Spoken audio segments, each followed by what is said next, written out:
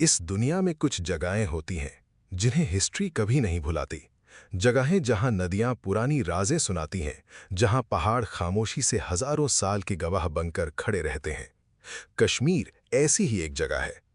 अजीम हिमालय की गोद में बसी ये वादी सिर्फ एक खूबसूरत जमीन नहीं थी, ये थी सभ्यताओं का एक संगम।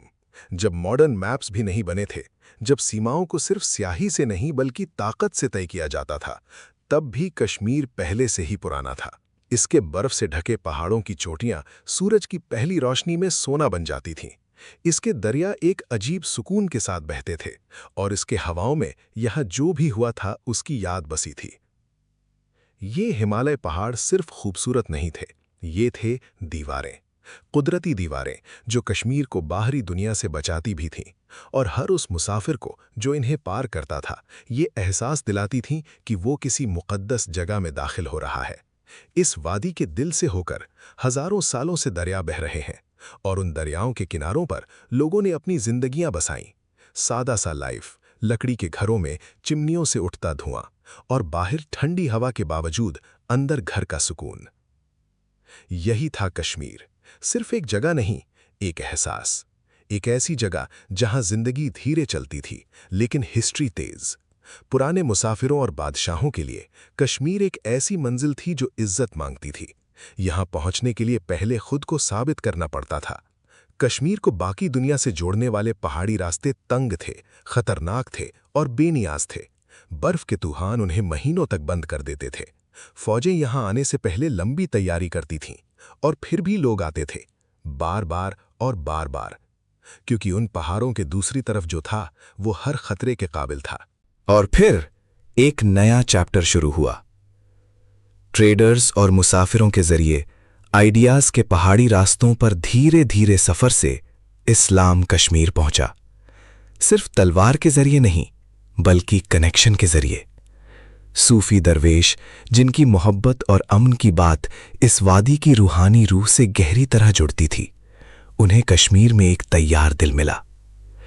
जो फिर हुआ वो हिस्ट्री की सबसे खूबसूरत कहानियों में से एक है। मुख्तलिफ मजहब, मुख्तलिफ सभ्यताएं, मुख्तलिफ ज़बानें एक साथ रहने लगे। अलग अलग कम्युनिटीज़ के बच्चे एक ही दरियाओं के किनारों पर खेलते थे। पर्शिया और सेंट्रल एशिया के व्यापारी एक ही बाजारों में हिंदू ताजिरों के साथ बैठते थे। कश्मीर एक जिंदा मिसाल बन गया उस बात की जो इंसान कर सकता है जब वो तकसीम की जगह समझ को चुनता है। लेकिन इतनी कीमती, इतनी स्ट्रेटेजिक, इतनी हसीन जमीन कभी भी ताकत की नजर से छुप नहीं सकती थी। सल्तनतों ने कश्मीर को देखा और चाहने लगे। अफगान हाकिमों ने अपनी फौजें लेकर पहाड़ी रास्ते पार किए। अजीम मुगल जो पूरे साउथ एशिया पर हुकूमत करते थे, उनकी आंखें भी इस वादी की तरफ मुड़ी थीं।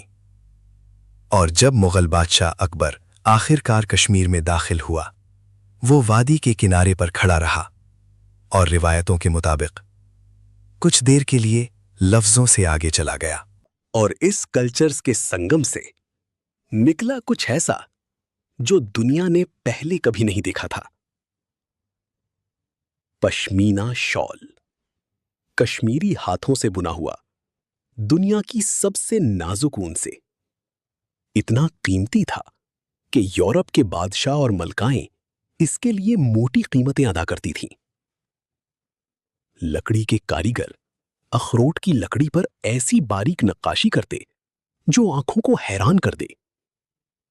कालीन बुनने वाले इतने पेचीदा डिजाइन बनाते कि उन्हें मुकम्मल करने में साल लग जाते। हर धागा, हर नक्काशी, हर पैटर्न कश्मीर अपनी कहानी सुना रहा था। मुगल्स ने कश्मीर को सिर्फ फतह नहीं किया, वो कश्मीर के आशिक हो गए। बादशाह जहांगीर जो अकबर के बाद आया, उसने कश्मीर को धरती पर जन्नत कहा और इसे जन्नत जैसी बनाने के लिए मुगल्स ने बाग बनाए। मौजून, बहते हुए शानदार बाग, फाउंटेन्स के साथ जो पहाड़ी शाम की रोशनी में चमकते थे। फूल खिलते थे सदा बर्फ से ढके पहाड़ों के सामने और पानी के रसले आसमान की परछाई दिखाते थे। शालीमार बाग, निशात बाग, ये बाग आज भी कायम है, उन इंसानी हाथों की यादगार के तौर पर जिन्होंने सिर्फ खूबसूरती को अपना मकसद बनाया। सबके बावजूद डल लेक पर जिंदगी चलती रही। लकड़ी की कश्तियां सुबह के कोहरे में खामोशी से चलती थीं। मछुआरे ठंडे साकित पानी में जाले डालते और पहाड़ पानी की सतह पर ऐसा यकाई दिखते जैसे ऊपर की दुनिया और नीचे की दुनिया एक हो गई हो। लंबी सर्दियों की रातों में गर्म लकड़ी के घरों के अंदर परिवार एक साथ बैठते थे। आग धड़कती थी। बच्चे बुजुर्गों के पास झुक जाते और बुजुर्ग कहानियां सुनाते। बादशाहों और मुसाफिरों की कहानियां, औलियाओं और आलिमों की कहानियां, उन दरियाओं की जो कभी नहीं रुके और उन पहाड़ों की जो कभी नहीं गिरे। संगीतकार चांदनी में दरियाओं के किनारे बजाते। उनकी धुनें कुछ ऐसा कहती थीं जो अल्फाज कभी पूरी तरह नहीं कह पाते।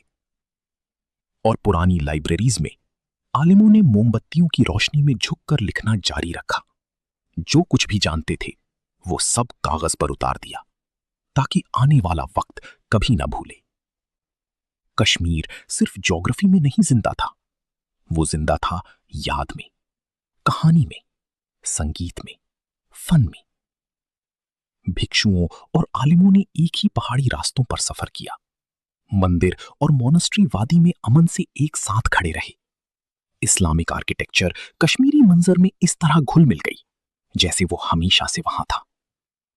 लेकिन कश्मीर ने अंधेरे भी देखे हैं। फौजें इसके मैदान से गुजरी हैं। हाकिमों ने इसके मुस्तकबिल का फैसला वॉर टेबल्स पर किया, जैसे ये सिर्फ एक इनाम हो। सियासी आंधियां इस जमीन को बार बार हिला चुकी हैं, सदियों के दौर में। विलेजर्स देखते रहे, आंखों में बेयकीनी के साथ, लेकिन एक चीज के साथ भी जो टूट नहीं सकती थी, हिम्मत। वो खामोश, ना टूटने वाली हिम्मत। एक ऐसी कौम की जो हर उस सल्तनत से ज्यादा जी जिसने कभी उन्हें अपना समझा। मुगल बागों से सिख किलों तक, पुराने ट्रेड रूट से मॉडर्न हाईवेज तक, कश्मीर ने 1000 जिंदगियां जी हैं। हर दौर कुछ छोड़ गया।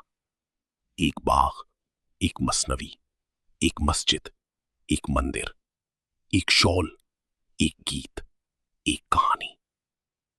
और ये सब एक साथ कश्मीरी को लाजवाब बनाता है। सिर्फ हिस्ट्री में नहीं, बल्कि पूरी इंसानी दास्तान में। आज अगर तुम कश्मीर की वादी में खड़े हो, तुम ये सब महसूस कर सकते हो। बच्चे पुरानी लकड़ी की इमारतों के पास से गुजरते हैं।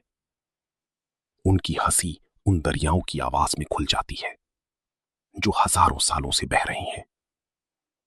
आज की जिंदगी आगे बढ़ती है, लेकिन परंपरा साथ साथ चलती है, क्योंकि कश्मीर कभी सिर्फ नक्शी पर एक जगह नहीं रहा। ये एक जिंदा, सांस लेती हुई दास्तान रही है, हर उस चीज की जो इंसान ने बनाया, खोया, चाहा और जिसके लिए लड़ा।